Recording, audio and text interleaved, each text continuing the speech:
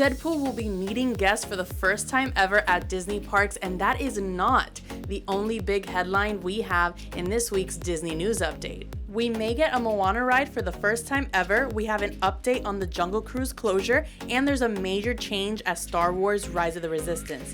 You're watching Park News Magic. Hey everyone, it's Nelly. Disney has made so many announcements in the past week, and I'm gonna go over all the biggest headlines. Starting with something that just got announced, Deadpool is going to get his first meet and greet at Disney theme parks. He's coming to Disney California Adventure Park starting July 26th for a limited time, and he'll also meet guests at Disneyland Paris starting July 24th. You'll find him at Avengers Campus in both parks. He'll probably have to keep it PG, but I'm sure it'll be one of the most fun character meet and greets, that's for sure.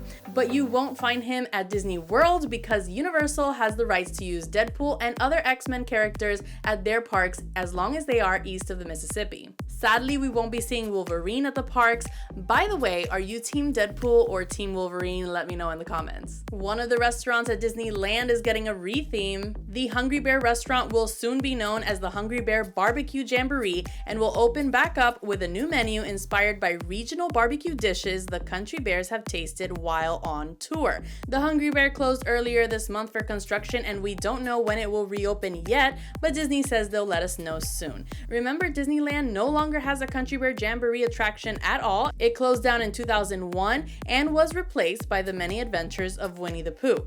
And the one at Walt Disney World just reopened a few days ago with a new theme and is now called the Country Bear Musical Jamboree. And while all these new things are coming to Disneyland, let's not forget the cast members there are fighting for an increase in their pay. 4 unions that are working together on this voted to authorize a strike if their demands are not met. No word on if a strike will actually happen or when, but cast members were told to wait for their union to tell them if and when that strike will happen. If you see cast members outside with signs right now, those are rallies happening on their off time, not strikes during work hours. According to the Los Angeles Times, Disney theme park workers haven't walked off the job since a 22-day strike back in 1984. I hope both sides can come to an agreement soon. The D23 Expo is almost here. If you don't know, it's the biggest Disney fan convention and usually where we get the biggest announcements of new things coming to the parks and theaters. It takes place in Anaheim, California, and they just announced a bunch of new things are coming to the park to celebrate the first ever D23 Day at Disneyland. This is going to take place on August 8th, and all Disneyland guests that have a ticket and a reservation that day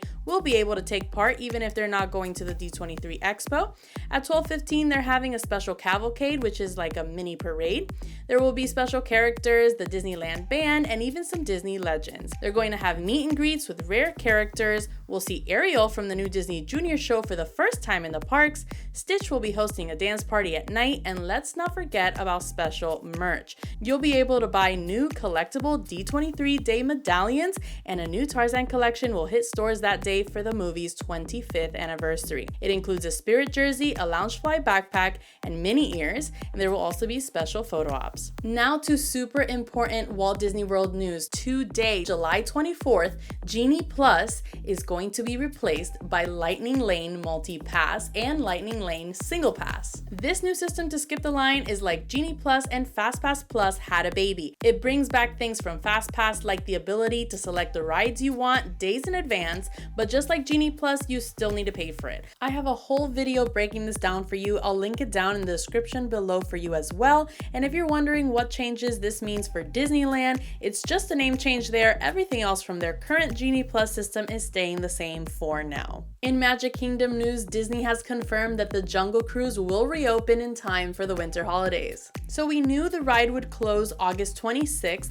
but now it is confirmed that it will reopen late October or early November, since the first night of Mickey's Very Merry Christmas Party at Magic Kingdom is on November 8th, and the ride is supposed to be open for the Christmas party. Star Wars Rise of the Resistance at Hollywood Studios is testing a single rider line for the first time. And while that sounds exciting because it means you get to skip the line and get on the ride quicker, it also means you're skipping the entire pre-show and going straight into the Stormtrooper room. So you're not gonna get the mission from Rey, you don't get to ride in the transport with General Beck, and if you haven't been on this ride before, that is a huge part of the experience and gives you the whole backstory to understand the actual ride. Personally, I think this this is only good for people who have been on the ride a ton of times and just want to get in quicker. Let me know what you think in the comments. Extended evening hours for guests staying at deluxe Disney resorts and select other hotels are coming back for Hollywood studios. Starting Wednesday, September 25th, guests will be able to enjoy some extra time at the park. For example, if you go on the Walt Disney World calendar, you see that on September 25th, the extended hours are from 9 p.m. to 11 p.m. Guests will have to scan their Magic Band linked to their resort stay when entering attractions, and anyone not staying at the participating deluxe resorts will not be able to ride attractions. Guests will have to scan their Magic Band that is linked to their resort stay when entering attractions, and anyone not staying at the participating deluxe resorts will not be allowed to ride attractions during the extended evening hours. Over at EPCOT, we are getting 2 new food booths this year for Food and Wine Festival. One of them will be named Autumn Blaze, and they will have dishes such as brine pork tenderloin with fennel slaw, and at Harvest Table you'll find dishes like wild game chili. The full lineup of global marketplaces has yet to be announced, but I was just at EPCOT this weekend and I did see they're already setting them up. This year's EPCOT Food and Wine Festival runs from August 29th through November 23rd. Tickets are now on sale for Mickey's Very Merry Christmas Party and Jollywood Nights, so that means that we can now see the ticket price calendar. Let's check out the prices for Mickey's Very Merry Christmas Party that takes place in Magic Kingdom on select evenings from November 8th through December 20th. Prices start at $169 and go as high as $219. You can pause here to see the prices on each party night. Now moving on to Jollywood Nights taking place at Hollywood Studios from November 9th through December 21st. You can see the prices start at $159 and get as high as $179 per ticket. You can pause the video here if you want to see the individual dates and prices for this party. A new patent filed by the Walt Disney Company suggests that we could get a new Moana boat ride. They're calling it a guided boat with external discrete yaw control, and basically this technology would allow boats to change points of view as they move through the water. So think of how the individual cars from Guardians of the Galaxy move and imagine that being a boat in a water ride. Now the pictures are even more interesting because they look like the boat Moana took on her quest to find Maui and restore the heart of Te Fiti.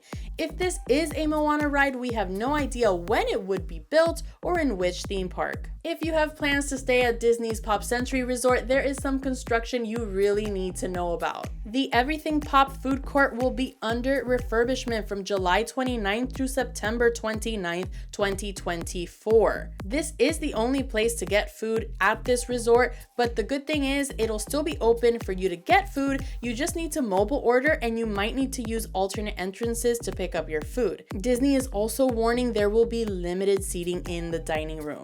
Moving on to Disney Cruise Line news, we are getting details of yet another Disney cruise ship, the Disney Destiny. This is one of the sister ships to the Disney Wish and Disney Treasure, so they will have roughly the same layout, but the big mystery is what experiences will be on this ship. What will the restaurants, lounges, and other spaces be themed to? Disney did let us know that the overall theme of the ship is Disney heroes and villains, and they'll give us the rest of the details from July 30th through August 1st. Don't forget to subscribe so you can get a recap of everything they announce in my next Disney Cruise Line video. Disney Destiny Cruises will start to go on sale August 9th, and its first sailing for all guests is set for December 2025. Don't forget to watch my other newscast if you want to know more about the other cruise ship Disney announced. That one's going to Tokyo. And if you want to know more about the Magic Kingdom closures, that's all in that video. Don't forget to like this video, subscribe if you love Disney, and see you next time on Park News Magic.